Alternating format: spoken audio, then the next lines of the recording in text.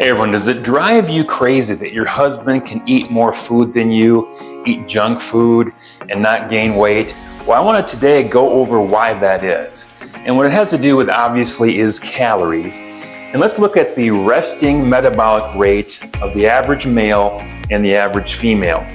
The average resting metabolic rate of a male is between 1,600 and 2,400 calories per day. And for a female, it's 1,200 to 1,800 calories per day. So that difference is between 400 and 600 calories per day that your husband or significant other is burning just going about living his life. So why is that? The main factor is muscle. And muscle burns between 7 and 15 calories per day. Now, we used to talk about it burning up to 50 calories per day, and that's kind of been proven to be false, but I believe it's at least on this high end of 15 calories per day. So let's look at the math. So if your husband or significant other has 20 pounds more muscle than you, and each of them is 15 calories per day burning, that's going to be like 300 plus calories per day that his body is burning just because he has 20 more pounds of muscle on his body as a male. Now, what does that mean? So for the average female, if they walk briskly for 30 minutes, a half an hour, they'll burn about 150 calories.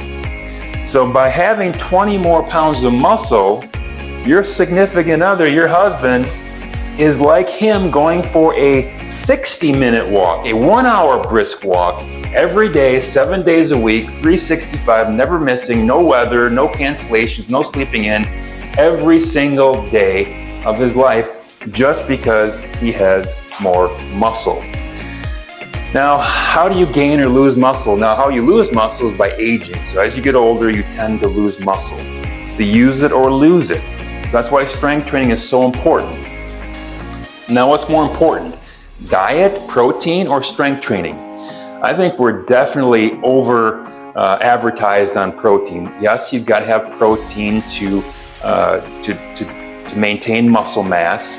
That's the fuel, okay? That's the building blocks of muscle. However, how you stimulate your body to maintain or grow muscle is by strength training. So it's so important to get the strength training in. And the great thing about strength training is you don't have to do it every day to get the results. In fact, one good strenuous workout per week can be enough to maintain your muscle mass so your metabolism is not being reduced as you get older. Now here's another big factor. If you've been on a diet before and you've restricted your calories, you've done a really great job with your willpower and you've restricted calories and you've basically starved yourself for a month and you've lost 15 pounds. But it becomes unsustainable, you gain the 15 pounds back. Now science shows is that 15 pounds was not all fat. In fact, up to 25% of it was muscle. And here's the bad thing is if you just dieted and starved yourself and you weren't strength training, that 25% of muscle you lost in that 15 pounds doesn't come back. The fat comes back, but the muscle does not come back. So that's another factor. If you've dieted before, up and down the yo-yo dieting, your body now has less muscle than it had before. So such an important point. If you're trying to lose body fat, do not lose muscle. Strength training.